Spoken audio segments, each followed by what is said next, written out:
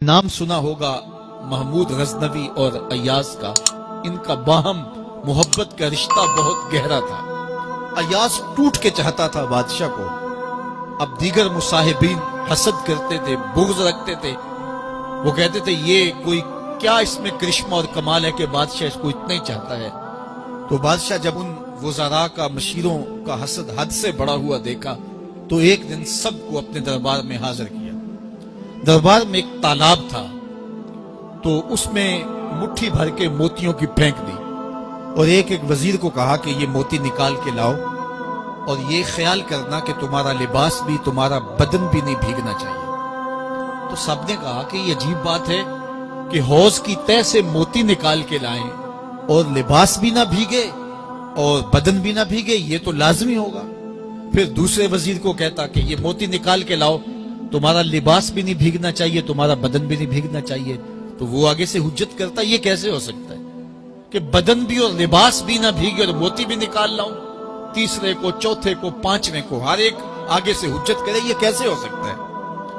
फिर अय्याज आ गया तो बादशाह ने अय्याज को कहा कि ये मोती निकाल के लाने हैं और तुम्हारा लिबास भी और तुम्हारा बदन भी नहीं भीगना चाहिए। अय्याज ने फौरन छलांग लगाई और मोती निकाले।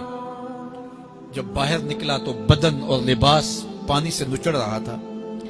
तो ऐसे मोती बादशाह को पेश किए और बदन कप कपा रहा था। तो बादशाह बड़े गुस्से से कहा कि अय्याज, तुम्हारा बदन भीग गया, तुम्हारे कपड़े भी भीग गए। मैंने कहा था लिबास भी नहीं भीगना चाहिए, कपड़े भी नहीं भीगने चाहिए। तो अय्याज बड़ी लजाजत से अर्ज करने लगा, बादशाह सलामत, आपके दो हुक्म थे। एक ये कि मोती निकाल के लाने हैं, दूसरा हुक्म यह था कि लिबास और कपड़े भीगने नहीं चाहिए। तो एक हुक्म मैंने पूरा कर दिया है, दूसरे की माफी चाहता हूं। तो साहिब, अल्लाह ने हजरत इंसान के सीने में जज्बात का एक जहां आबाद किया है। शैतान को भी इंसान के पीछे लगा दिया, इसकी आजमाइश के लिए, इसके इम्तिहान के लिए। नफ्स भी इसके अंदर मौजूद है और दूसरी जानब इसको गुनाहों से मना भी किया और नेकी की तलकीन भी की। अब कितनी मुश्किल जिंदगी है हजरत इंसान की। आई जान शिकंजे अंदर जिवें वेलने दे विच गन्ना। कितनी मुश्किल जिंदगी है। ख्वाहिशें हैं कि आवारा हैं, आरजुएं हैं कि बेकाबू हैं और दूसरी जानिब अल्लाह का हुक्म है। अब क्या करे? तो गुनाह करने के बाद फिर अल्लाह के हुजूर तौबा कर ले। जो मुमर्जद हो जाए तो उस पर अकड़े ना और उस पे मुसर ना रहे, उस पे असरार ना करे, बल्कि फौरन अल्लाह के हुजूर तौबा करे। गुनाह करने के बाद बंदा जब तौबा करता है, अत्ताइबु मिनज़्ज़म्बि कमल ला ज़म्ब लहू, तो वो ऐसे होता है जिस तरह उसने गुनाह किया हुआ ही नहीं। बंदा 100 बार गुनाह करके तौबा करे, अल्लाह 100 बार माफ फरमा दे।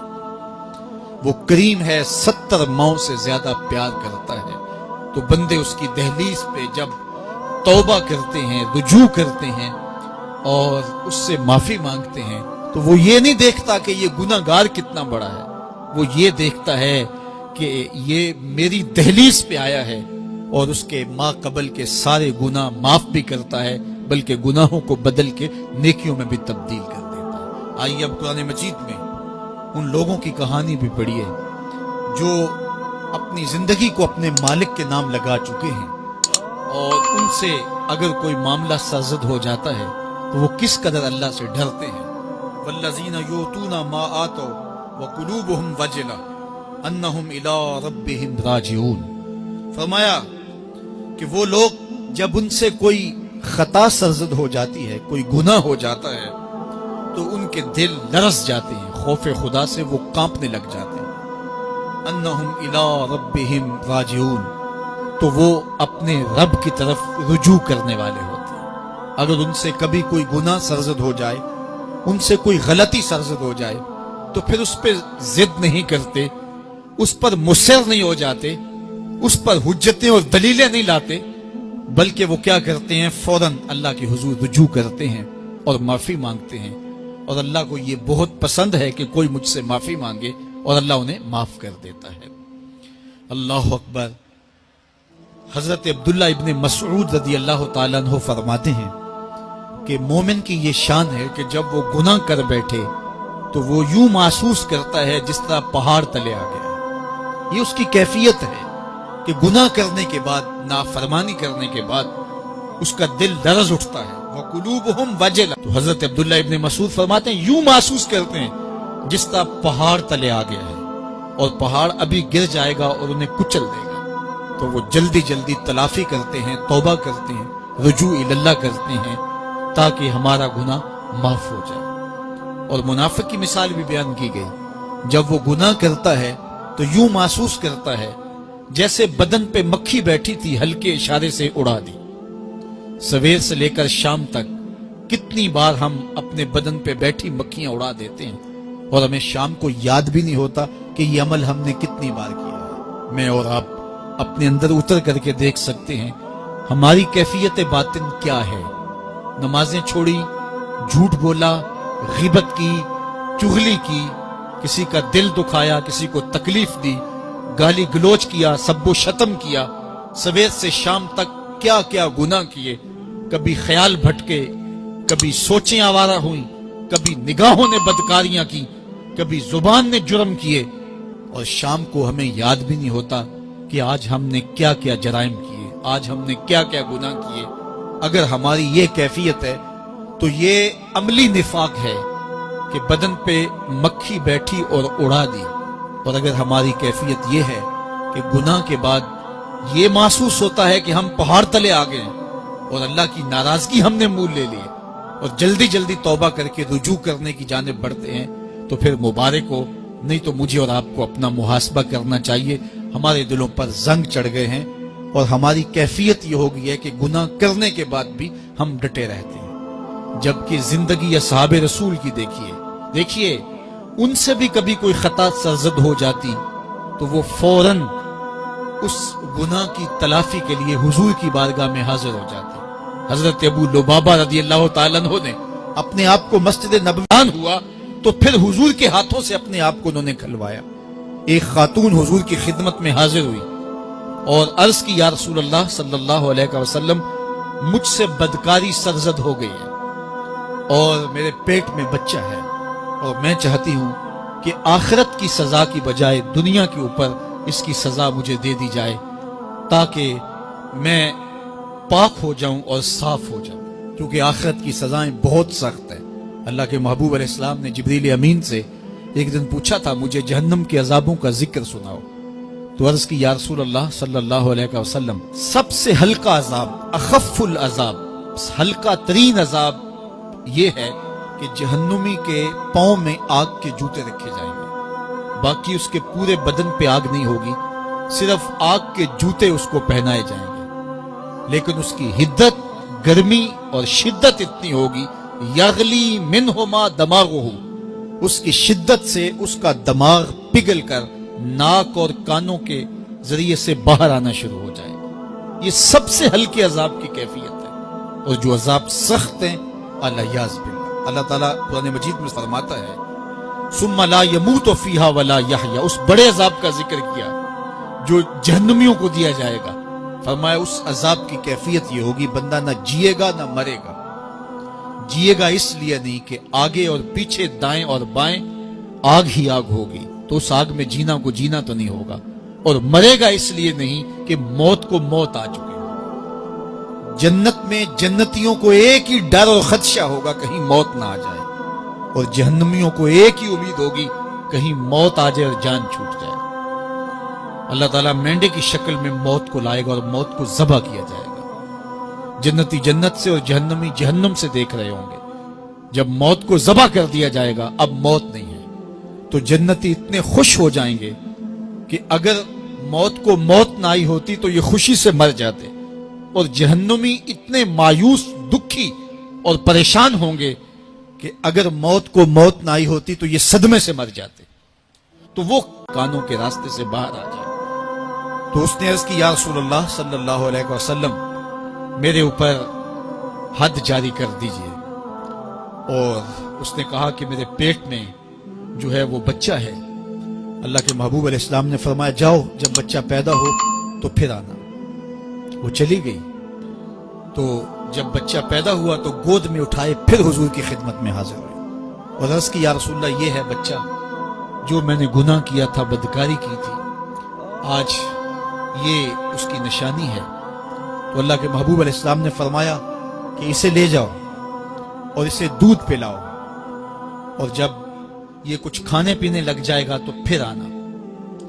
تو تھوڑی دیر کے بعد، کچھ دنوں کے بعد وہ دوبارہ حاضر ہوئی اور اس نے اس بچے کے ہاتھ میں روٹی کا ٹکڑا دیا ہوا تھا اور عرض کی یا رسول اللہ دیکھ لیجئے اب یہ روٹی کھانے لگ گیا ہے۔ اللہ اکبر۔ تو اللہ کے محبوب نے فرمایا انہیں لے جاؤ اور جا کے انہیں سنسار کر دو۔ اس کی یہ حد بنتی تھی، اس کو سنسار کیا اور اس نے خود یہ سزا اپنے لیے قبول کی۔ مائز ابن مالک اسلمی عرض کی یا رسول اللہ طہرنی، مجھے پاک کر دیجئے۔ میرے حضور نے فرمایا جاؤ اللہ سے معافی مانگو۔ وہ گئے اور معافی مانگی، بے چینی اتنی تھی، پھر آ گئے اور عرض کی طہرنی یا رسول اللہ، حضور مجھے پاک کر دیجئے۔ فرمایا جاؤ اللہ سے معافی مانگو۔ وہ گئے، معافی مانگی، پھر پلٹ آئے، تیسری مرتبہ، چوتھی مرتبہ۔ آقا کریم نے فرمایا فیما اطہرک، تمہیں کہا اللہ سے معافی مانگو، کریم ہے معاف کر دے گا، تم پھر پلٹ آتے ہو، تمہیں کس جرم سے پاک کروں؟ قال من الزنا، عرض کی مجھ سے بدکاری ہو گئی ہے اور میں چاہتا ہوں کہ دنیا پر فارغ ہو جاؤں۔ حضور نے فرمایا کہ اس کا توازن عقلی تو ٹھیک ہے، عرض کی حضور صحیح الحواس ہے۔ کہا کہ یہ نشے میں تو نہیں کہہ رہا، کسی نے اٹھ کے منہ سونگا، کہا حضور ایسی بات بھی نہیں ہے۔ فرمایا تم سوچ لو کیا کہہ رہے ہو؟ کہا حضور جو میں کہہ رہا ہوں وہ سچ کہہ رہا ہوں، مجھ سے گناہ سرزد ہو گیا اور میں چاہتا ہوں کہ دنیا پر ہی فارغ ہو جاؤں۔ اللہ کے محبوب علیہ السلام نے فرمایا کہ انہیں سنسار کر دو۔ مائز ابن مالک اسلمی کو سنسار کر دیا گیا۔ جب ان کا جنازہ اٹھا تو حضور بھی جنازے کے جلوس میں تھے۔ کسی کی زبان سے نکلا لو مائز نے گناہ کیا تھا، بس یہ بات سننے کی دیر تھی، اللہ کے محبوب کے چہرے پہ جلال آ گیا۔ فرمایا خبردار اگر کسی نے میرے مائز پہ بات کی، میرے مائز نے ایسی سچی توبہ کی ہے اگر روئے زمین کے تمام مسلمانوں میں بانٹ دی جائے لکفاہم، سب کی مغفرت ہو جائے۔ انہوں نے اپنے آپ کو خود پیش کیا ہے۔ اب مائز ابن مالک کا جنازہ اللہ کے رسول نے خود پڑھایا، بلکہ مسلم کتاب الحدود میں ہے کہ ان کے جنازے کے دوسرے دن یا تیسرے دن حضور ان کے ہاں تشریف لے گئے، اور جب آقا گئے وہم جلوسن، تو لوگ وہاں بیٹھے ہوئے تھے۔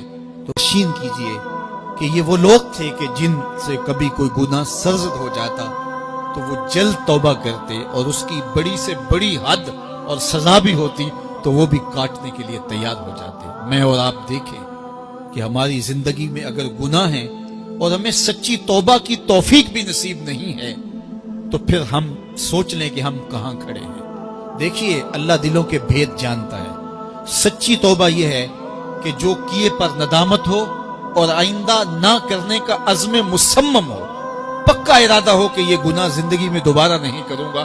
الگ بات ہے کہ پھر دوبارہ اس سے سرزد ہو جائے، لیکن جب وہ توبہ کر رہا ہو تو اس وقت اس کا پختہ عزم ہو اور اس کے دل کے کسی گوشے میں نہ ہو کہ چلو میں توبہ کر لیتا ہوں اور پھر ہو گیا تو پھر کر لوں گا۔ پکا عزم ہو کہ دوبارہ یہ گناہ نہیں کروں گا۔